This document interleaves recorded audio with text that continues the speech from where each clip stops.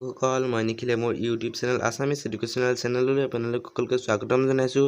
আজি মই আপোনালোকৰ লগত আলোচনা কৰিম নৱম শ্ৰেণীৰ সমাজ বিজ্ঞানৰ ৰাজনীতি আৰু অৰ্থনীতি বিজ্ঞান বিভাগৰ দ্বিতীয় খণ্ড অৰ্থনীতি বিজ্ঞানৰ প্ৰথম অধ্যায়ৰ প্ৰশ্নোত্তৰখিনি। ইতিমধ্যে মই আগৰ প্ৰশ্নোত্তৰখিনি এটা ভিডিঅ'ত বনাইছোঁৱেই। সেই ভিডিঅ'টো যদি আপোনালোকে চোৱা নাই তেনেহ'লে মই ডেছক্ৰিপশ্যনত লিংক দি দিম, তাত গৈ আপোনালোকে চাই ল'ব পাৰিব। তেতিয়াহ'লে ব'লকচোন আজিৰ ভিডিঅ'টো আৰম্ভ কৰোঁ। সমূহ উত্তৰ দিয়া। সমূহ উত্তৰৰ প্ৰশ্ন। ১ নম্বৰ প্ৰশ্ন, এডাম স্মিথৰ অৰ্থবিজ্ঞানৰ সংজ্ঞাটোক লিখা। উত্তৰ, অৰ্থনীতি বিজ্ঞানৰ ব্ৰিটিছৰ স্মিথৰ সংজ্ঞা অনুসৰি অৰ্থবিজ্ঞান সম্পদৰ বিজ্ঞান। এই সংজ্ঞাটোক সম্পদ ভিত্তিক সংজ্ঞা বুলি কোৱা হয়। ২ নম্বৰ প্ৰশ্ন, মাৰ্শ্বেলৰ অৰ্থবিজ্ঞানৰ সংজ্ঞাটো লিখা। উত্তৰ, মাৰ্শ্বেলৰ অৰ্থবিজ্ঞানৰ সংজ্ঞাটো হ'ল মানৱ জাতিৰ দৈনন্দিন জীৱনৰ কাৰ্যাৱলী অধ্যয়নেই হৈছে অৰ্থনীতি। ই ব্যক্তিগত আৰু সামাজিক কাৰ্যাৱলীৰ সেই অংশটো অধ্যয়ন কৰে যিটো অংশ পাৰ্থিক কল্যাণ সাধন আৰু ইয়াৰ ব্যৱহাৰৰ সৈতে ঘনিষ্ঠভাৱে জড়িত। ৩ নম্বৰ প্ৰশ্ন, ৰবিনছৰ অৰ্থবিজ্ঞানৰ সংজ্ঞাটো লিখা।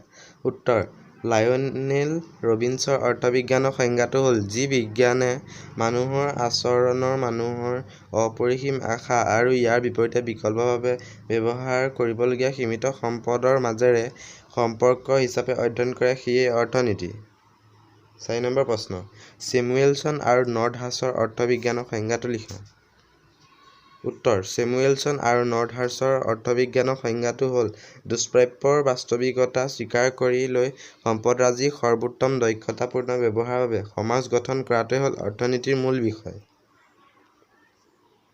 ৫ নম্বৰ প্ৰশ্ন, ৰবিনছৰ অৰ্থবিজ্ঞানৰ সংজ্ঞাটোৰ মৌলিক ধাৰণা কেইটা লিখা। উত্তৰ, ৰবিনছৰ অৰ্থবিজ্ঞানৰ সংজ্ঞাটোৰ মৌলিক ধাৰণা ৩টা হ'ল: ক. মানুহৰ অভাৱ অসীম। খ. অভাৱ পূৰণৰ উপায় বা আহিলাসমূহ সীমিত। গ. সীমিত সম্পদসমূহৰ বিকল্প ব্যৱহাৰযোগ্য। ৬ নম্বৰ প্ৰশ্ন, ব্যষ্টিবাদী অৰ্থবিজ্ঞান কাক বোলে।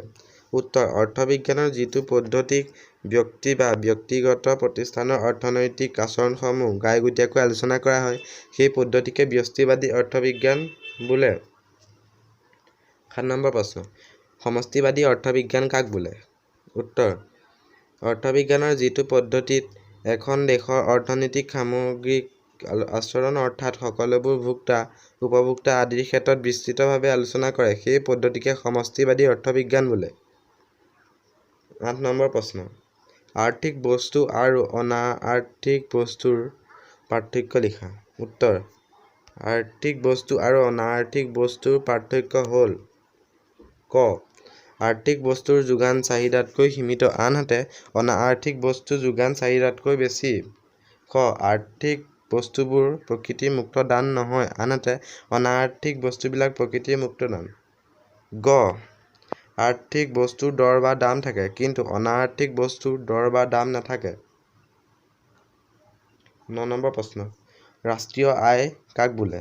উত্তৰ, এখন দেশৰ এটা নিৰ্দিষ্ট বিত্তীয় বৰ্ষত যি প্ৰস্তুত দ্ৰব্য বা সেৱা সামগ্ৰী উৎপাদন কৰা হয় তাৰ মুদ্ৰা মূল্য হৈছে ৰাষ্ট্ৰীয় আয়। ১০ নম্বৰ প্ৰশ্ন, জনমূৰি আয়ৰ সূত্ৰটো লিখা। উত্তৰ, এখন দেশৰ মুঠ ৰাষ্ট্ৰীয় আয়ক দেশখনৰ জনসংখ্যাৰে ভাগ কৰিলে যি মান পোৱা যায় তাকে দেশখনৰ জনমূৰি আয় বুলি কোৱা হয়। জনমূৰি আয়ৰ সূত্ৰটো হ'ল জনমূৰি আয় সমান ৰাষ্ট্ৰীয় আয় হৰণ দেশৰ মুঠ জনসংখ্যা। আজিলৈ ইমানেই। যদিহে ভিডিঅ'টো ভাল লাগিছে তেনেহ'লে ভিডিঅ'টো লাইক আৰু শ্বেয়াৰ কৰিব, লগতে ভিডিঅ'টো চাই কেনেকুৱা পালে কমেণ্ট কৰি জনাব। আৰু যদি মোৰ চেনেলটোলৈ নতুনকৈ আহিছে তেনেহ'লে মোৰ চেনেলটো ছাবস্ক্ৰাইব কৰি কাষতে থকা বেল আইকনটো প্ৰেছ কৰি দিব যাতে এনেধৰণৰ এডুকেশ্যনেল ভিডিঅ'সমূহ সকলোতকৈ আগতে পাই থাকে। ধন্যবাদ।